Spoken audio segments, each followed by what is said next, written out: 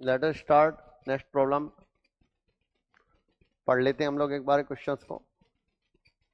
To avoid the precipitation of hydroxide of zinc plus 2 ion, Mn plus 2 ion, nickel plus 2 ion along with those of Fe plus 3 ion, Al plus 3 ion, Cr plus 3 ion, the third group solution should be।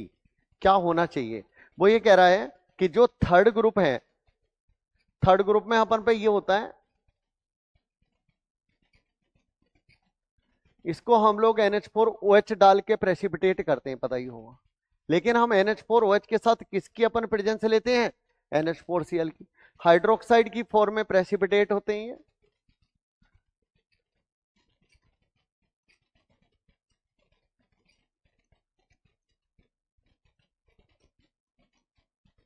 ये तीनों hydroxide की form में precipitate होते हैं। ये green PPT होता है, ये व्हाइट होता है, ये रेडिश ब्राउन होता है। तो तीनों अपन पे यहाँ पे प्रेसिपिटेट अपन हाइड्रोक्साइड की फॉर्म में होते हैं। और हम चाहते हैं कि अपन यहाँ पर जो यहाँ पर to avoid the precipitation of hydroxide और zinc plus 2 ion, Mn plus 2 ion, nickel plus 2 ion along with this, यानी कि हम ये चाहते हैं कि ना तो निकल प्लस 2 हाइड्रोक्साइड की फॉर्म में जाए, ना हमारे पास में यहां पर जिंक जाए, ना हमारे पास में Mn जाए। हालांकि जिंक भी, निकल भी यही बनाता, बाद में अपन निकल हाइड्रोक्साइड बनाता है। ये अपन नहीं चाहते, ये नहीं चाहते कि NH4OH के साथ इनका टेस्ट हो। क्यों नहीं चाहते? हम ये नहीं चाहते, तो हम क्या करेंगे? हम उतना ही OH मेंटेन करेंगे जितना कि केवल थर्ड ग्रुप के रेडिकल प्रेसिपिटेट हो, फोर्थ की प्रेसिपिटेट हो ही नहीं। तो हम इसके अंदर क्या डाल देंगे? NH4Cl। NH4Cl क्या करेगा? NH4Cl वही NH4OH का जो अपन डिसोसिएशन है वो कॉमन आयन लगा के कम कर देगा।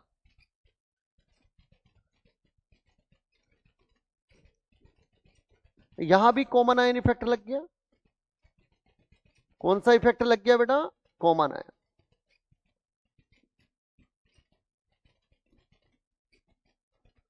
तो अमोनियम आयन का कॉमन आयन इफेक्ट लगने के कारण जो NH4OH है उसका डिसोसिएशन कम हो जाएगा, OH कम ऑब्टेन होगा। OH अगर लेस हो जाएगा तो थर्ड ग्रुप के रेडिकल तो प्रेसिपिटेट होंगे, these all are precipitated, but अपन फोर्थ ग्रुप के अपन प्रेसिपिटेट नहीं होंगे, not precipitated in presence of NH4Cl। NH4Cl की प्रेजेंस में प्रेसिपिटेटेड नहीं होंगे। तो राइट आंसर क्या जाने वाला है?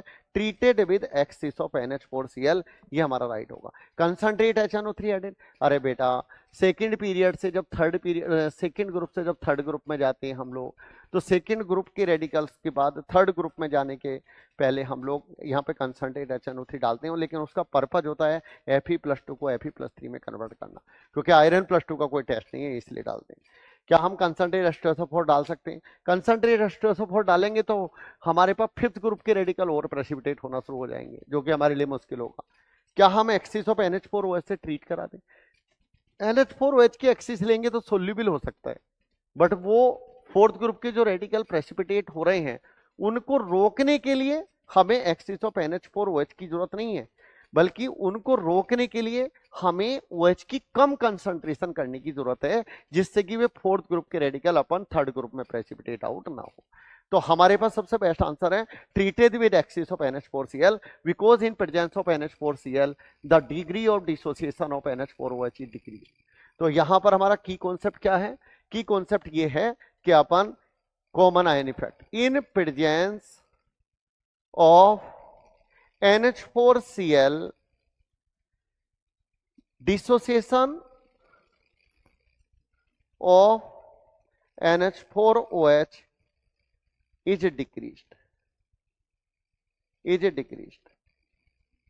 So OH minus ion concentration is decreased.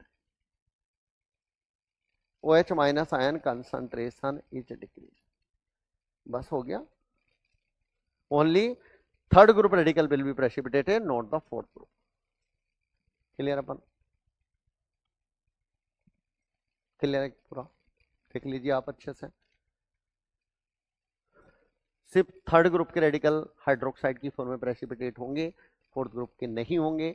अगर हम एक्सिस ऑफ NH4Cl डाल देते हैं तो NH4Cl will decrease the degree of dissociation of NH4OH, OH की कंसंट्रेशन कम कर देगा, ओनली थर्ड ग्रुप के रेडिकल प्रेसिपिटेट होंगे, फोर्थ के नहीं।